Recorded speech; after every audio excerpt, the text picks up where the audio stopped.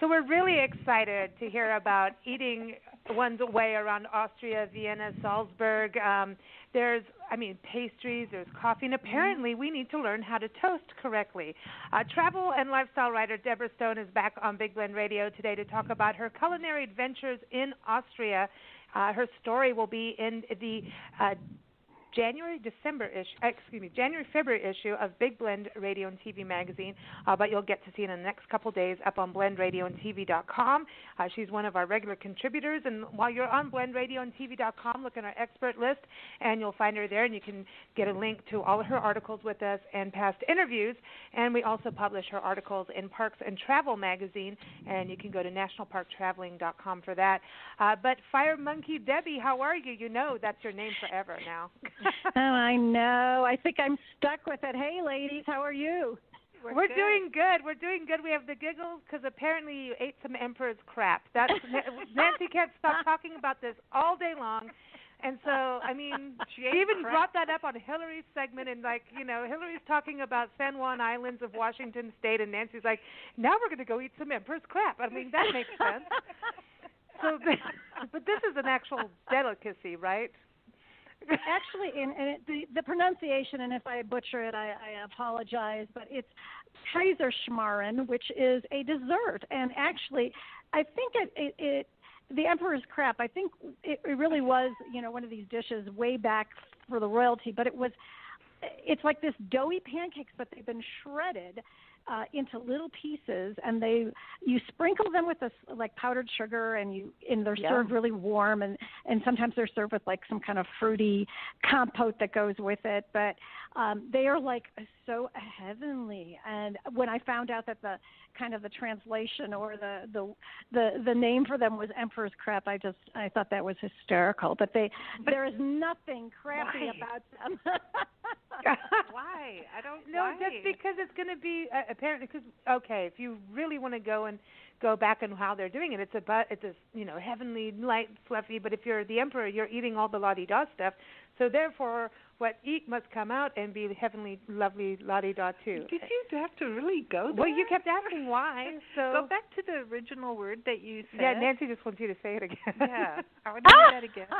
Well, because my dad was from Hungary, Austria, so I just want you to hear that word again because I might be able to shed some light on the crap. Oh, good. Yeah, it's Kaiserschmarren, and it's very well known. And I think that the crap part came with this kind of shredding of the little pieces of the pancakes. You know how like little pieces, something with the little pieces of like that. But not sure about the exact rootage or lineage. We're gonna because then we'll all get into like crazy land if we get into this. But I do want to talk about toasting because we have our Champagne Sunday show. Today is World Champagne Day, so it's very important that we talk about toasting in Austria because apparently, like if we did our Champagne Sunday show in Austria, we'd have to learn new rules. Absolutely. And first of all, the word toasting over there is Prost. There's all sorts of toasting words, whether it's L'chaim, Prost, Skol, whatever. But there it's Prost. And they have specific rules. And really, the one rule that I think is really interesting is you really have to have eye contact with every single person at the table, and you toast every single person at the table. And you hold your glass kind of loosely by the stem, and you kind of clink a little bit on the diagonal, so it has this wonderful, like, perfect ring to it. And you get a lot of practice because they toast a lot during a meal. I mean, you could toast numerous times, and each time you have to look at somebody that you're toasting directly into their eyes. And, I mean, if you can't reach the person across the table, obviously not, but you still hold up your glass and you still look them in the eye and you still say Prost to that person so that they're acknowledged as well. And it's this kind of really interesting, real personalized connection that you're getting with an individual. But yeah, they do love to toast over there. But now the history. But you said Prost, right? You have to say Prost. Right, everybody's got salute. Prost is like L'chaim. There's so many terms for it. But the history of the toast that I researched a long time ago for another Time Place article was that the actual reason for toasting and looking in the eye is back in the olden days were people offing each other politically and poisoning each other. What do you mean? Nothing's changed. Yeah, I know. Well, people don't poison so much anymore, except for women poisoning their husbands they're bored with. But politically speaking, when people were in a room together, they would toast, and they had to spill a little bit of their liquor into the other person's glass, and the other person had to spill a little bit of liquor into their glass, so that if there was poison, one of them would go, "I ain't drinking this," and then they knew. That's really the history. Now that I did not know. No, and so, but that's what I came up with, and I like that version because it's like, so you're going to spill wine or whatever's in your glass into the other person's glass, and they're going to spill wine or whatever's in their glass into yours, and then you're going to know whether or not they're about to poison you, and you both sit there with eye contact, wait for the first one to be brave enough to drink. I love this crazy though. We do that on our Champagne Sundays because we're a mother-daughter, so you never know. Because we might be poisoning each other. But I want to give everybody a website for Austria, so like as Debbie tells us about her adventures, you can look at the websites and see. So you go to austria.info.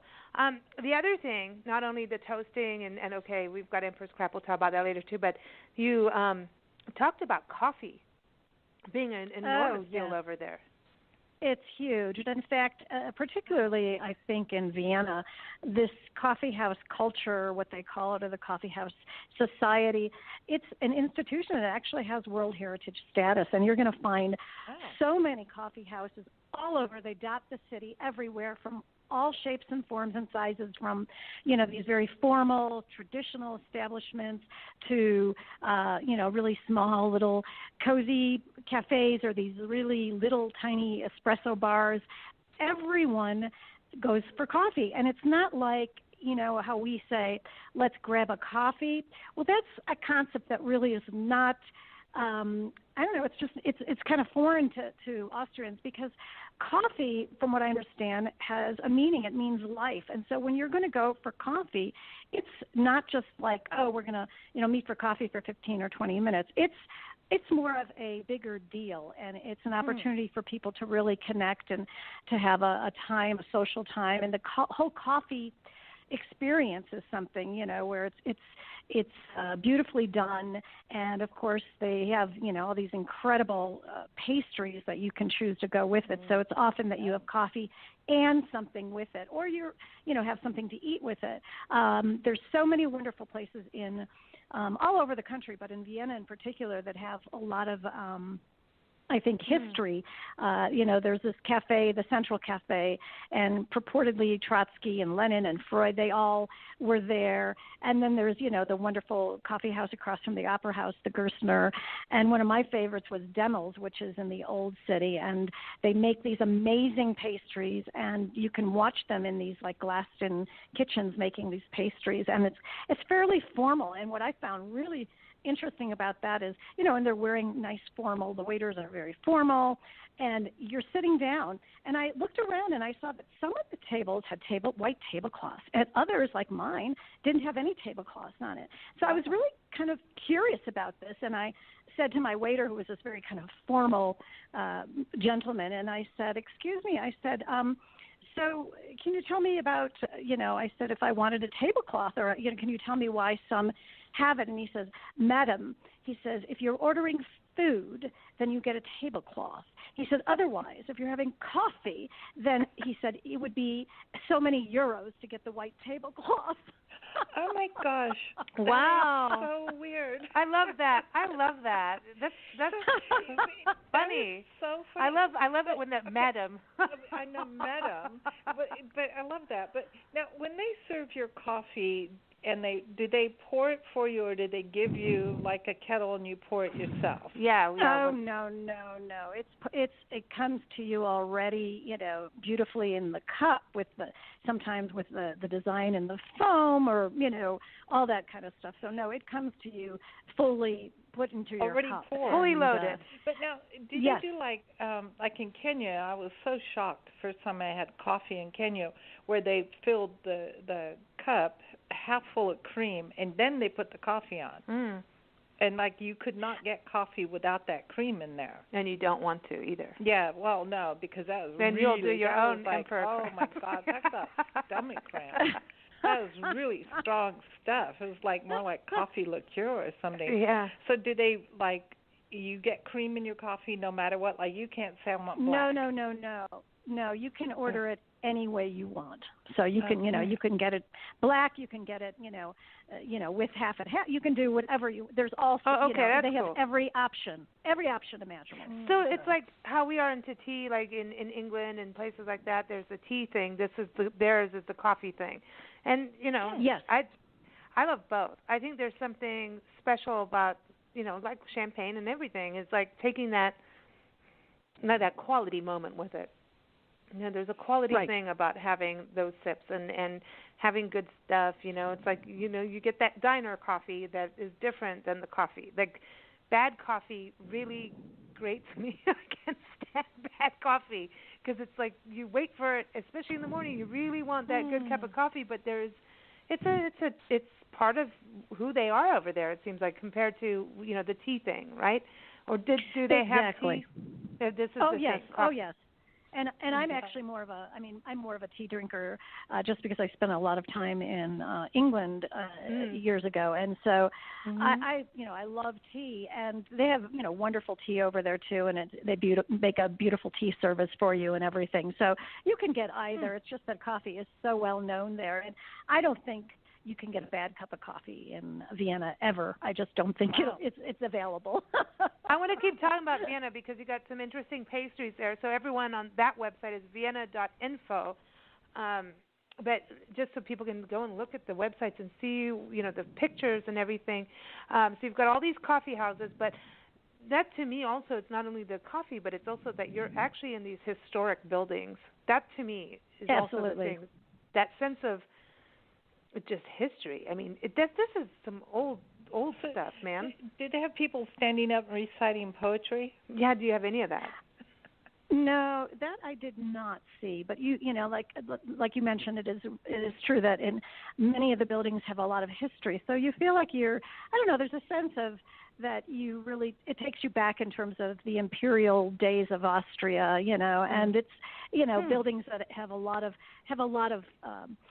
color and charm to them in regards to the history, and it makes for, I think, a really wonderful ambiance. But it's for me, I was like a kid in a candy shop when it came to the pastries and all the patisseries that were there. They, everything from, of course, the well-known apple strudel, which everybody knows, quite well, and I think is on every visitor's food bucket list at least. But there's all these incredible pastries, and you just, it's like you want, your eyes are bigger than your stomach because you'd like to try them all. But some of one of the ones in particular that I loved, that was really pretty funny, was the soccer tort, which is a really old iconic cake that I think it was with the royal family back in the 1800s, and it's like a chocolate sponge type of cake, but there's like apricot jam in between those layers, and then it's got this chocolate ganache on top. But it actually is there's a day to celebrate this dessert, which I love, National Soccer Tort Day. And I think it's sometime in December. I believe it's in December, and it's like everybody partakes in this heritage, this national heritage of you eat your soccer tort for the day kind of thing. So I just love that. I thought that was just a classic. And then there's the Mozart tort, which is another one, of course. Yeah. And this, of course, after, the classical composer who is from Austria. Actually, he's from Salzburg. And it's chocolate and pistachio and marzipan. And it's got this little disc on the top, which I love, which has a chocolate disc with Mozart's face on it. You ate Mozart's face. You ate his face. But but this is interesting too. That's so cool. Well, the Mozart thing, I think that's a whole crazy story too. I mean, he's got an amazing story. But when you think about all these pastries and desserts, and you do go like, wow, especially when you live there, you can balance yourself out and say, I'll only eat one a week or one a month or one a day or one an hour. But when you're there, you're like, I want to try it all because I don't have that much time on these these media trips. You're whizzed around so fast, but you want to eat it all. But is there a difference in the quality? Did you like the ingredients? Because I always thought Europe had like, I mean, I think America is really coming back into having, pure quality ingredients and working really hard to do it, and farm to table and going beyond the farm to table. But what do you think about Austria with that and all the places you went when it comes to, are you tasting unprocessed sugar? You know how sugar changed here. Do you feel there was a difference? I think what they really have used and have always used and continue to do is the real stuff. So you're going to get the butter, you know what I mean? You're going to get the sugar, you're going to get the butter, you're going to get those ingredients, and it makes a difference, I think, in terms of the quality of the food. And you mentioned something about the farm to table, and it really is interesting because the farm to table in the United States became what I would consider a scene, something that came into vogue. And over there, it's not a scene, but it's more a way of life. It's something they've been doing for ages and ages. Yeah. And so everything, comes fresh from the farms and comes, the ingredients are so pure in state, so that when they create the dishes, whatever it is, you can taste that purity, and it really makes a difference. They don't skimp on those ingredients. They just don't. I think it's because our country is so big that for some reason we had to mechanize everything. I know there's a difference between something that is made by a person as opposed to something that's made by a machine. Correct. There's a difference. And I think it comes out in the taste. It could just be in my mind. But I feel like there's that metallic taste that comes with some things, like canned vegetables, which I don't want to talk about anymore ever, and fresh ones. Absolutely. Absolutely. And you sense it. It's that old adage about something that's made with love, something that's made by hand, something that's made, you give it, you really give it your time, your effort, you want it to be wonderful and to taste fabulous and to use the best ingredients. And that's why over there, they've had these wonderful, for years, farmers markets and these fabulous markets where everything is coming direct from the farmer, and the farmers are the ones who are typically selling them and selling their things. And you can talk directly with the farmer. You can ask them questions, and you get direct contact with the food that you're going to buy and you're going to eat. And also, I know that sausage is a big deal over there. It was one thing because I know it's interesting. Well, our family, my grandparents, great-grandfather and grandfather were butchers, and now it's interesting because they're Austrian, and there's Austrian-Hungarian, and you talk about this Austro-Hungarian thing going on and the culture and the history of Austria, and I'm vegetarian, but anyway. But anyhow, there's this whole thing about sausage being a big deal, and there's Wiener Schnitzel and all of these things, but there's also like, here's a restaurant in the middle of nowhere going, I'm vegetarian.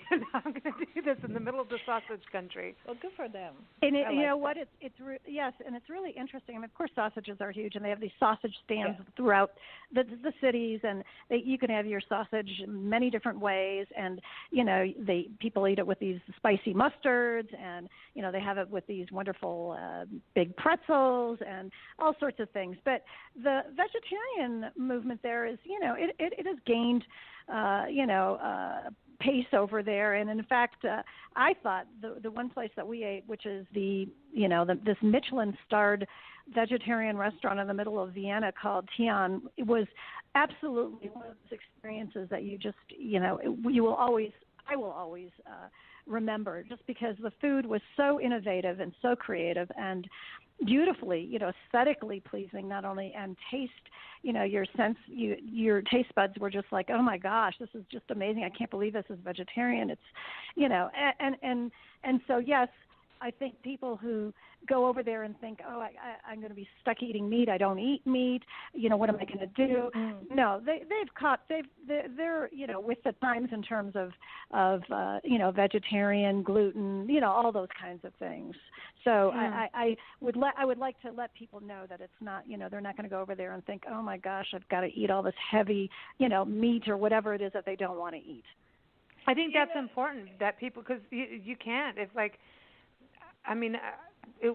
we went somewhere and the way we eat, you eat whole foods and whatever and vegetables and things like that, and then all of a sudden you go in a place, and when you start eating the other side that your body's not used to, and you're traveling, you start to have a breakdown.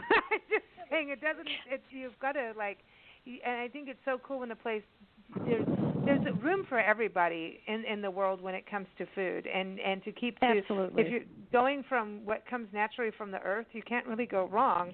But what we used to do and what we know now to do is two different things. And I think that for centuries people have been concentrating on cooking meat and fish. Right. They got it down. But and the side dish, the word being side dish, has always been the vegetable. And so, like a salad isn't cooked mostly, so that's okay. We know how to make salads. But when it comes to a cooked vegetable, I think there's a compromise there. And I think we're now starting to catch up to making sure that a cooked vegetable isn't this slimy green thing that... Man, you're stuck in the canned thing. Well, no, but we're getting something, we're getting something better these days that we didn't get 30, 40, 50 years ago. Did Austria ever get into that canned Probably thing? Not. Or is this a tradition that's continued through? I don't, they really, like I said, from what I see, it was really, you go to the markets, you get your fresh food, whether it's your fresh fish, your fresh vegetables, and they have such a bountiful harvest there with amazing, I was there in September with the fall harvest, and it's just, fabulous. And they, the one thing that is so big there in the fall is, pumpkin, which I adore, and in any shape or form. And you'll find it on every menu, whether it's, pumpkin soup, you'll find, pumpkin ice cream, pumpkin that. And it was just, and I ate it like almost every other meal because it was so prolific on everyone's menu, and it's there for just a short period of time in terms of the fall, and so everybody capitalizes on it. And the other thing that's harvest only or fall only is this incredible wine that's called Sturm, which I'd never had before, and it's kind of partially fermented, and it's very it's sweet. It goes down extremely easy, really too easily, actually. And you'll find Sturm all over in the marketplaces and little wine bars in the fall. They'll have signs out saying, Sturm, Sturm, Sturm, and because it's a popular thing, and it's only there for a really short period of time. Oh, okay. See, so this is special. Seasonal. So if Bob Marley was there, he'd go, "Stir me up." No, okay, sorry. Oh boy. I don't know. Just because there's all this thing about it, it's cool. The one thing you also talked about in Vienna was this mountain cheese, and you said it was aged in a tunnel in the mountain. I love that. Yes, it's like aged in a tunnel or cave or something to that effect, and it depends on whether you've got it like aged for like 3 months or 6 months. But you can, find it in these shops or in these little cafes or bistros, and it'll say mountain cheese. And so it is something that then that has been, aged in a certain way in a certain place. And it is, incredible. I mean, I could eat cheese till I was, turned blue in the face from it because I love it, especially cheese that's really good. Where they're, like I said, they're not skimping on those ingredients. And you can visit, cheese factories or cheese places that you can go through and tour and see everything from the cows to the final product, and you can even make your own cheese at some of the places. So, this is the land of cheese, definitely. Nice. I'm down. I'm for that. And I know you went to this place, Zotter, a bean-to-bar organic fair trade chocolate company, which I think is so cool. But what I thought was interesting is there's concoctions, you said, with poppy seeds, and I want to talk about that because poppy seeds seem to be a big deal in the whole region you were in, but they started putting vinegar in chocolate. Now, for some reason, I totally get this because I eat peanut butter and pickle sandwiches, and I have a thing. I don't care. Put vinegar on anything, and I'm happy. So, like, I don't know if it's in my blood to have that, but I get it. It sounds weird, doesn't it? But I mean, why not? No, because you know what? I mean, you've probably been to these oil and balsamic places, but they have like chocolate balsamic, and I mean, so there's like a vinegar and chocolate, and it goes really, really well together. In fact, you know that balsamic, put it on top of chocolate balsamic on top of strawberries or ice cream, whatever, that combination goes really, really well. But this place was amazing. I mean, they had dozens and dozens of different bars and of all different kinds of combinations, and it was just. And the chocolate was truly, truly special chocolate. I mean, I do like my chocolate, and this was good stuff. This is a dangerous place. But honestly, chocolate is really good for you. I mean, as long as it's real and not like manufactured. To me, all of this is a very, very like dangerous place for your body. But we need to do something. But you're going to be. But you're doing things in between, and that was a part of what you talk about in your article too. Is you went walking, which we love. We love our 1-hour walks, and you need to have that. But these are cobblestone streets really that you went into, right? Cool. I love that. Absolutely, in the old city part, and there actually are horse-drawn carriages that you can take. But walking, to me, is such a wonderful way to see any city, any place. And it also is a great way to walk off your tort-induced calories in between, And so I remember looking at my little app and seeing that, one day I had walked 8.5 miles, and it was like, you don't realize you're walking that much because you're walking, then stopping, then walking, then stopping. But it's a wonderful way to get a sense of place. And Vienna is the old city in Vienna is just the most picturesque and charming place, and it's wonderful museums, wonderful palaces, these lovely squares and hidden alleys and little narrow streets, and just it's a picture every time you go around the corner, and it really does history does come alive, I think, specifically in Vienna. And apparently you got to hang out with some Lipizzaner horses, which are the most majestic, amazing. They're like so regal. Beautiful? They're royal. They are. They are. I mean, it's amazing. So this was a Spanish riding school. So it's interesting that now here we get Spain is moving in. Well, because Spain went everywhere more than we all thought. Like England did it, but Spain really did it too, man. I have to say that the Spanish were the ultimate explorers. I know. I think I got Spanish in my blood. Now I know that Spain and Austria hung out together. Now I get it now. So yes, and my whole life stories in this article. It's great. This Spanish writing school is, I would encourage every visitor who goes to Vienna to do it. Go to the performance of one of the performances. This is a almost 450-year-old practice of a classical dressage type of technique, and like you said, the Lipizzaners are just these incredibly beautiful and regal horses, and they're you're seeing this performance in this 18th century hall, and the riders are wearing these really formal uniforms of brown tailcoats, and they've got these white breeches, and they've got gloves, and they've got riding boots, and these hats, and the program is set to classical music, and to me it's exquisite, and you have to really be in awe of the rider and the horse and the connection that they have, and how hard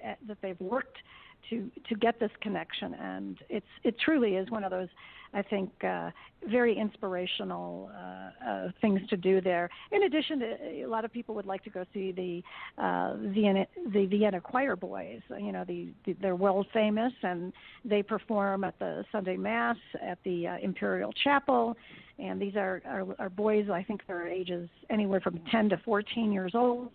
And so, a lot of people have heard about them, and it's on a bucket list as well. And so I encourage people to go listen to them sing as well. And I mean, it just there's like I said, there's countless museums. You could spend days and days in Vienna and still have many things to see. I have to bring this up because Steve Schnackert, our Hollywood historian, has been messaging me saying, please ask her about the Hollywood history of Vienna because you've got some there, which is interesting. I know that Austria, you've got The Sound of Music, right? But you've also got The Third Man. Yes, this is really interesting. This is something I was unaware of. The Sound of Music I've known about, with Salzburg for a long time. But the Third Man was this movie back in the late 1940s with Orson Welles, I think, and Joseph Cotten, and it was kind of one of these classic films, and it was actually shot on location in Vienna. It's about post-war Vienna, and it's kind of one of these spy intrigue, suspenseful, black and white films that became quite well known, but also became a kind of a cult favorite as well. And there's a gentleman there who became very enamored with the movie and started collecting, posters and things from the movie as well as from post-war Vienna. And so he developed this museum, and it just grew and grew and grew and grew. And, you can get a whole, Third Man immersion in there. And like I said, I didn't, and he's got even a snippet of the film you can see, and it's quite interesting. And actually, I think it was written by Graham Greene, the famous writer. So it's something that if people are into film or even don't even know about it but want to check it out, it's very worthwhile. It's one of those, I think, off the beaten path sites. So who's the Third Man? I know who the first two are. I just want to know who the third one is. No, the third one, you'd have to see the movie to find that out because there is this lovely twist to it. So I'm not going to be a spoiler. Yeah, there's a lot of things. You also talk about the oldest stained glass window at St. Rupert's Church. I mean, there's all these murals. And right. One thing I wanted to bring up, though, is Super Sense. This is like when I thought you were talking about a store, unique shops in Vienna, I thought, it's going to be a perfume factory. And then I read on and went, oh, heck no, it ain't. This is really interesting.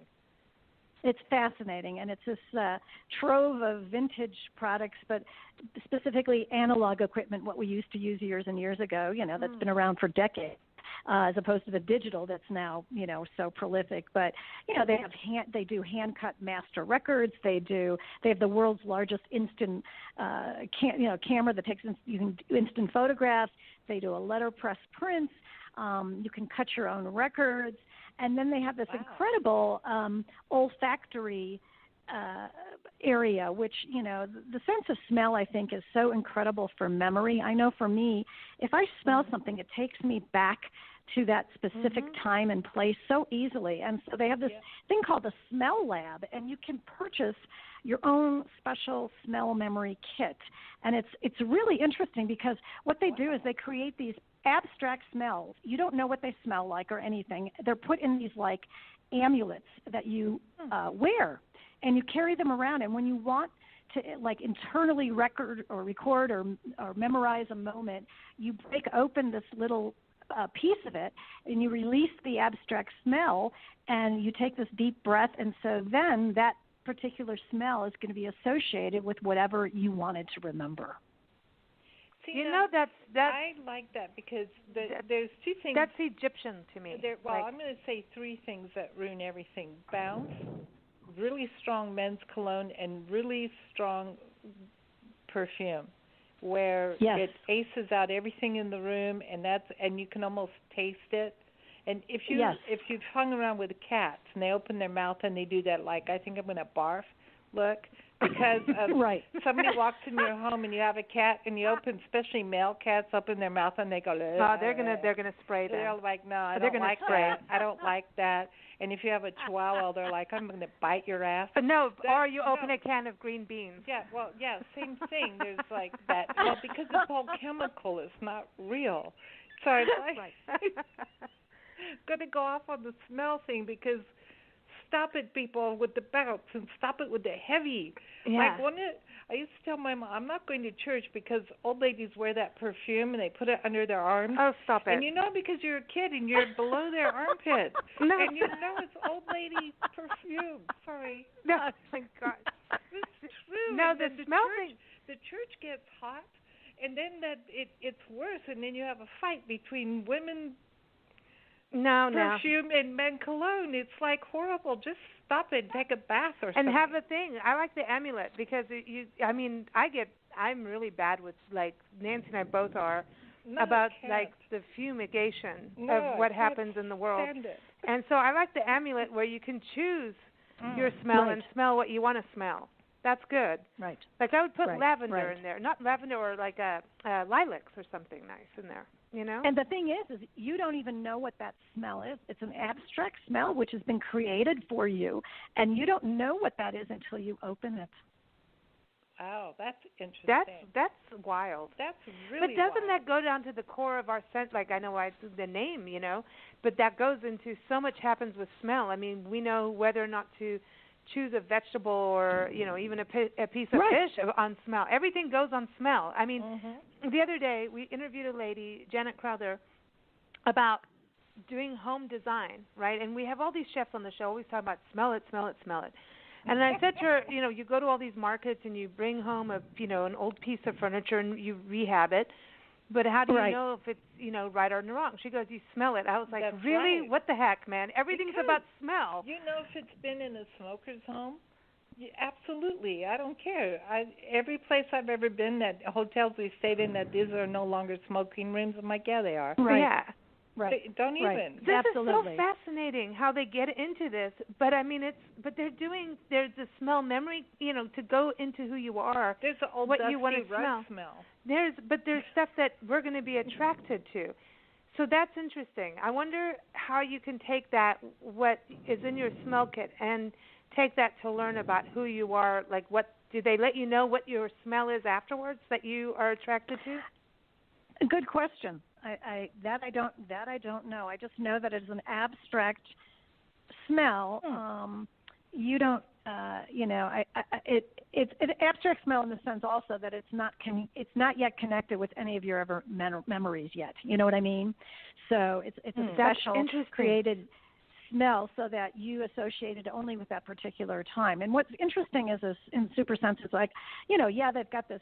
They tap into the auditory, you know, with the whole, records, and they tap into the, tactile. There's a little cafe, so they've got the taste thing going on. They've got the smell thing going on. I mean, it's like this amazing place that I was really blown away by. And I don't know if a lot of tourists know about it when they go because, you know, a lot of times when you're a tourist, you're just, you know, going around through some of the tourist places and the, you know, the gift shops that are associated. But this was really, I thought, special. And the other special place that I urge and encourage people to go to is this wonderful store where this man named Michael Dewald has turned these edible herbs and flowers into the most incredible confectionery art that is, I mean, truly astonishing. And not only it's gorgeous, but it tastes amazing. And talk about combinations. And he's been an avid hiker, so he was out in the mountains and collecting, and he still collects all the wild herbs, collects all the flowers, and you can go in there and he'll talk to you about them. He'll show you, you know, the dried ones. He even, I think, will do a, class if you have a small group of people that you'd like to do it. He does amazing, things for weddings. But it truly, I thought that was one of the special places that I've been to there. So is it Blau Hens Konfekt? I can't pronounce all this stuff. I'll go Dutch. I'm trying to remember German and Austrian. But it's BLUHENDES Konfekt with a K, right? If I got it anywhere near right. She's like, I think you're getting close. And I'm not and I'm not, like I said, I will butcher it, but it's a confectionery shop, it's a sweet shop, and people, if they read the story and read the article, they can see the name and Google it, and there's information on there. But it's amazing. You put in things like orange and quince and lilac and strawberry and currants and clover, and like I said, it's gorgeous, but yet the taste is unbelievably I want beautiful. crimson and clover. Sorry, but anyway. I want to go back to the smell place and just order the 6-seed smell. I know, like patchouli oil. There you go. No, but no, but I find it really fascinating because it really is animalistic in a way. It goes back to those. I mean, animals choose their mates that way, by smell. Sure. So I'm sorry, I probably shouldn't say all that, but it's true. I mean, that's part of who we are. And the more we have noise pollution and more we have pollution, our sense of smell goes away. And the more we have chemicals like Bounce and all these things we put on our laundry. That's why there's so many divorces. We've interviewed people and experts and chemists and scientists on this, and they say it does actually change your hormones, what you're smelling, and how you react to things in life, especially for young children. And if they're really, really young, it can affect their brains and all this stuff. And how they act, and people go, oh, well, why do you have a child that has ADHD? Well, you had one of those air fresheners in your house. There you go. So when you start looking at what it is that you smell that it goes with you, I find that really fascinating, and I want to go there and like do a whole thing on it because I think there's something about understanding smell. Like they even say certain smells go with your chakras. Certain music go with your different chakras. Like you could play a certain song and it'll outbalance take your chakra off balance, like depending on what chakra. It's. I know I'm not trying to be weird, but that's it. But Vienna.info can help you find. I want to go find Michael DeWald about. I want to see that. That's really neat, and he likes lilacs apparently, so that's cool. So let's go to. Is it Graz or Graz?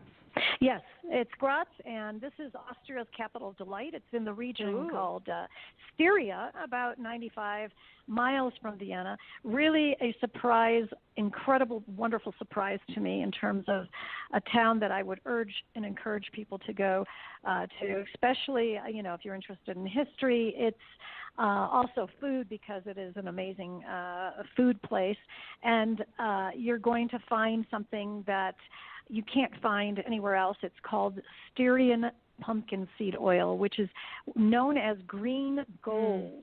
And it is world famous, and it is a protected product by the EU Commission. And you can go to what we went to, which was a pumpkin seed oil tasting session at this restaurant. And this was amazing. They had various different, 6 different pumpkin seed oils. It was blind tasting. And so we had to taste and kind of talk about how this tastes, how the flavor, the texture, whatever, and how it looked, and then, come up with which one did we think in order of 1 to 6 was the best. And it turns out, everybody loved the one that was the authentic pumpkin seed oil, the Styrian pumpkin seed oil. There is just nothing like it. I bought a bottle to take home. I wish I had bought more. It is incredible. It is such a delicate oil, and you can do anything with it. It has this really nice dark green color. It's like magic. It's a nutty taste. It's nice fresh sensation. And they made everything from pumpkin soup with it. They made this curd cheese with pumpkin seed oil ice cream, even this pumpkin seed oil pumpkin tiramisu. I mean, it was like, you thought to yourself, oh my gosh, this is the most versatile thing in the world. So is it made from the leaves? The seeds. No, it's made from the seeds. So why is it green? Because it's also green. Pumpkin seeds are green.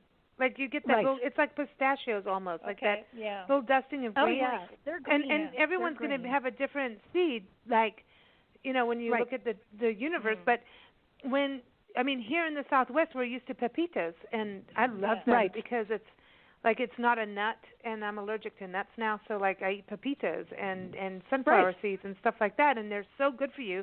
and the folates and the vitamins and the proteins. It's like a superfood. And so I didn't even think about oil, and I'm into oils big time. It's good for your. I bet you, because you know how olive oil is good for your skin, and sesame seed oil is good for your skin. I bet you that this is good for your skin.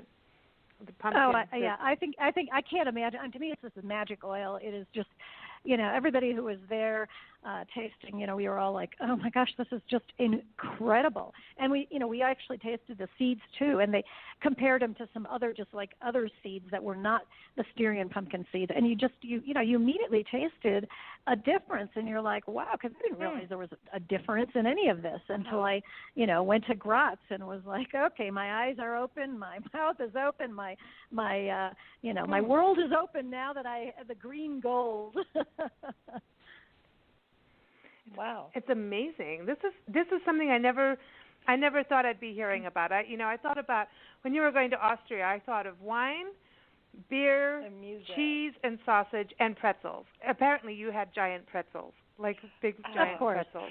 You can't avoid those; they're everywhere, and they're like made for 5 people to eat. Seriously, it's like wow. I didn't even think that. That's a gigantic pretzel. Yeah, no, okay, but what was the other thing about the chicken? Fried chicken was a big deal in Graz. That was a shock to me. That was a shock to me. The Styrian fried chicken, is something that's well known in this region.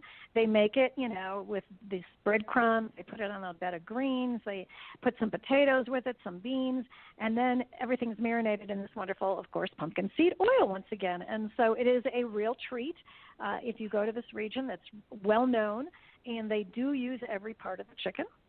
And so, but it's very crispy, and, so that's another thing that surprised me, because I just, fried chicken I would never have even put in the country of Austria, No, I wouldn't think so. Okay, so I want everyone to visit Graz.com, and that's Graz, so check that out.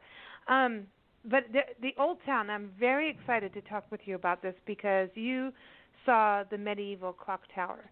And we listened to an interview with a lady from Austria. And remember, we were listening we were on the road, and I think it was an NPR thing. And she was reflecting her art onto this clock tower, her photography and her art, for like one day or something. And it had to do with the changes of Austria.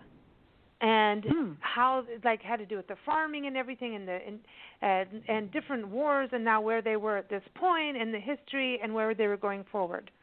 And I was thinking, because you were actually in Austria, I think, when I was listening to this interview. But she was this artist talking about moving forward, and just this change historically within Austria. And this is amazing to me that you were there. And apparently, this clock tower is like this major thing for their area. Yes, it is I would say the traditional landmark. It's the medieval clock tower. It's what's been left over from the medieval ages. It's on top of the Salzburg Hill, which is the highest point in the city. You can climb up there. You can walk up there. You can take a funicular. You can take this glass elevator inside the mountain, and then you're at the top in this amazing, dramatic panorama, of all the mountains and the incredible, this red tile roofscape of the city. You walk around all these lovely footpaths, and it to me was one of the most, memorable experiences to be at the top there and have this beautiful view and to see this piece of history that's there. And of course, you can go eat and drink to your heart's content as well. Awesome. So there's the clock tower, but also, you also say this whole area, I think, is a UNESCO World Cultural Heritage Site, and I will keep saying UNESCO World Heritage Sites and UNESCO anything as much as I can in these days, and this climate of what's going on in the world and in our country, because when you get that status, it's a big deal to have the World Cultural Heritage Site. And this is the Old Town of Graz. Is the entire place is a UNESCO World Cultural Heritage Site? Yes.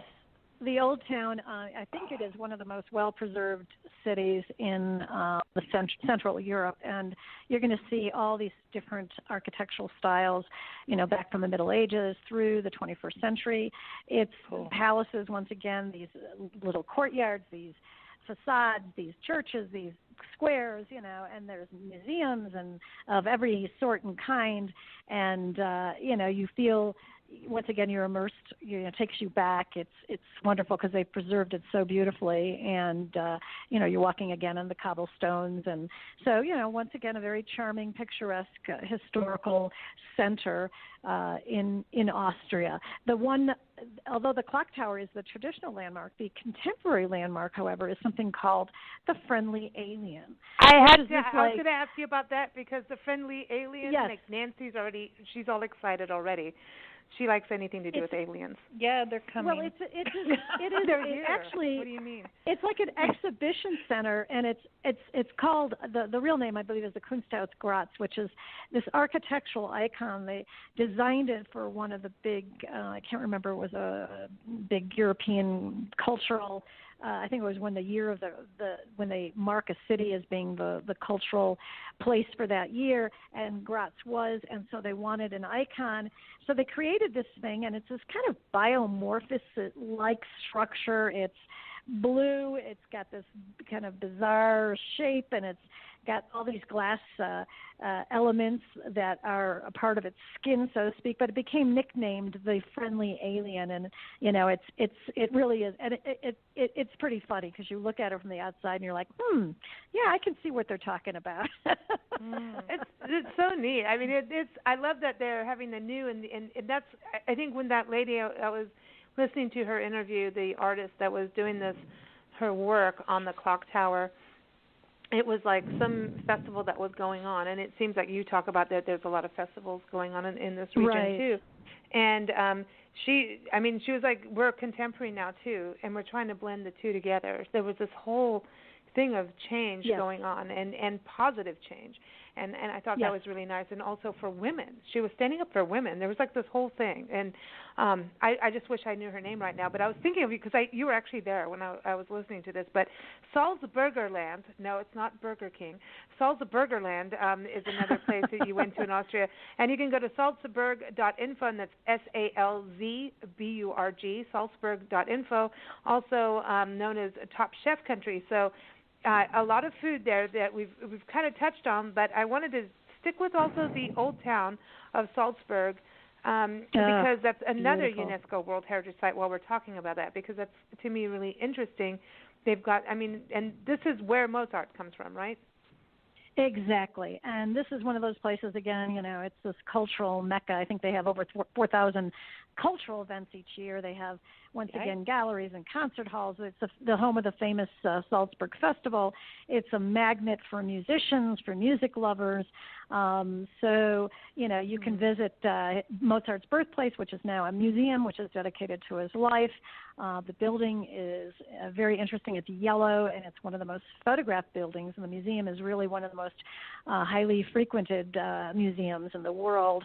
Most people have heard of Mozart, and it's like there you are, kind of soaking it all up, and you can go to concerts and see everything there, all types of performances. It really is this very enriching, rich cultural mecca, in addition to being one of the most beautiful cities that I think of. It's also, as we were talking about, the home to the connection of the Sound of Music film, which brings hundreds of thousands of tourists a year who want to come to see some of the film locations, which they can.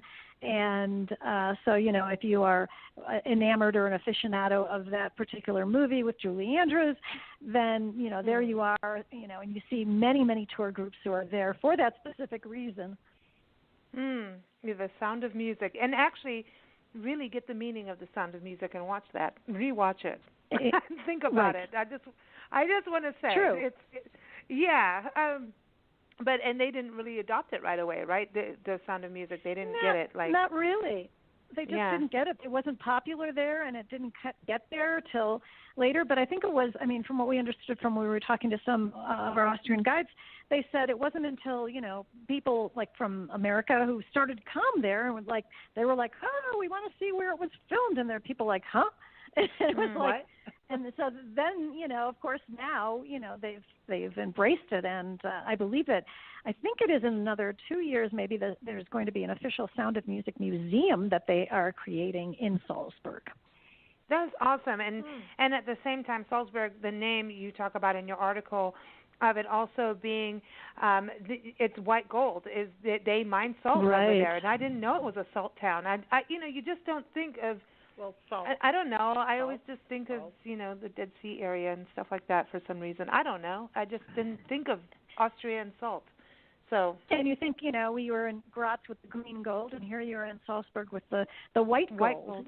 Which is really what brought the town its enormous wealth and its fame, because salt was so important for preservation back there. They didn't have refrigerators or anything like that, so salt was where it was at. And if you had salt, it meant you were going to be prosperous. Wow! And there's all these tours that you can take. That you say they have these different 9 self-guided culinary paths, so you can go hang out in the cheese land. There's all these different, places you can go and experience real food.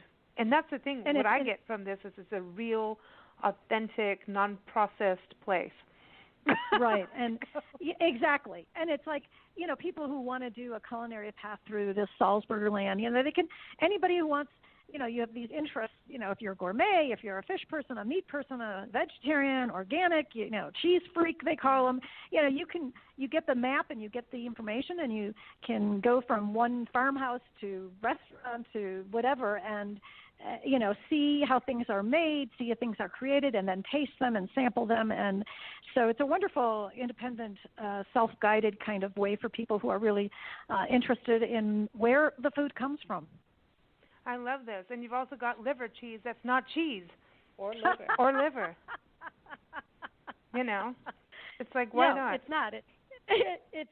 It's not at all. It's kind of a combination of meats like pork and corned beef and bacon, and they actually bake it all together in this kind of loaf pan, so it kind of looks like one of those loaves when it comes out. And yeah, kind of like that, but that's big. And then the other thing that is really big in Salzburg that's very famous is this Mozartkugel, which is a type of candy, a confection, created, years ago in the 1800s. And they're little small balls that are filled with green pistachio marzipan, and then they have nougat, and then they're dipped into dark chocolate.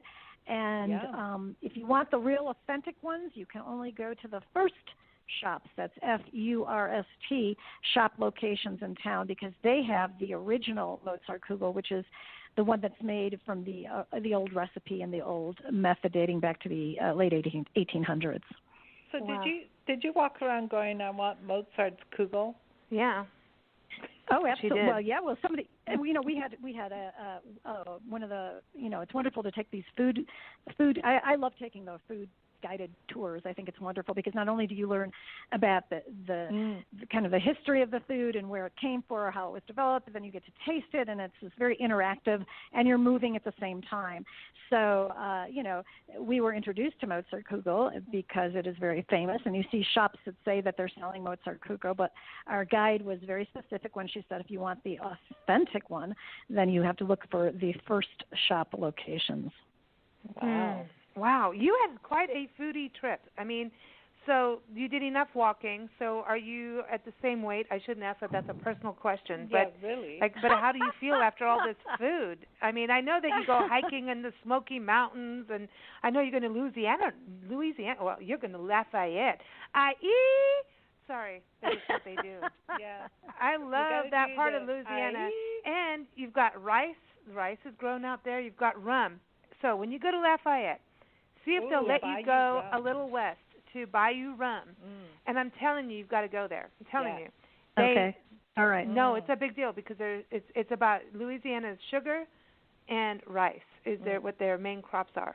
And Bayou Rum, if you can get there, you will love it. But and you're going to have more sausage, probably. Well, since I actually am more of a vegetarian, I'm more of a pescatarian than anything. So that's my thing is fish or vegetables. So well, you're going to get a lot of fish over there. You're going to get a lot. I think I will. And one more thing to mention in Austria. This is really funny, and I did not mention it in my story, but so there, the traditional costume is lederhosen and these dirndl dresses. But anyway, so two guys from Salzburg created something called Lederhosen Thursday. Now, you've heard of Casual Friday. This is Lederhosen Thursday. And so people put lederhosen on in their dirndl dresses, and they do this on Thursday in Salzburg. And not only that, it caught on, and so people around the world take pictures of themselves wearing lederhosen, whether they're in South Africa or whether they're in Ireland or New York City, and it's Lederhosen Thursday. Hey, it's different than Throwback Thursday. I like this. Yes. Lederhosen Thursday. And that means you get to have beer when you do that, too. And a pretzel. And a pretzel, a giant pretzel. A giant pretzel. Absolutely. You want the giant. Oh, my gosh. That's amazing. I mean, there's so much. Cool. Everyone's going to be able to read the article on BlendRadioandTV.com this coming week, and also in the January-February issue of Big Blend Radio and TV magazine, you'll see it there. And for all the websites we were talking about, where to go and see, go to austria.info, vienna.info, visit Graz.com, and that's Graz, and also Salzburg.info. That will have everything there for you, and you'll find hotels and everything, and I know we'll have more online for you to connect with on that. But what an amazing time. Listen, you have a wonderful time in Lafayette. Yeah. But there's music out there, too. Thank you so much. Oh, my God, I love Zydeco. Zydeco. Yeah. Yes. I can't wait for your next time on the show so we can talk about it. We got music lined up for it already. But this is so cool. Perfect. And Nancy and I are both craving chocolate now. I don't know why. I know. But thank you. Thank you for that. You're welcome. All right. You're welcome, ladies. You take care and have fun in Louisiana. All right. Thanks a lot. You take care, too. All right. Bye-bye. Everybody, Bye-bye. again, you can keep up with Debbie's articles. Go to BlendRadioandTV.com. Look in the expert department. You'll find her there, and you can link through to her articles, whether they're in Big Blend Radio and TV magazine or Parks and Travel magazine, and listen to her interviews there.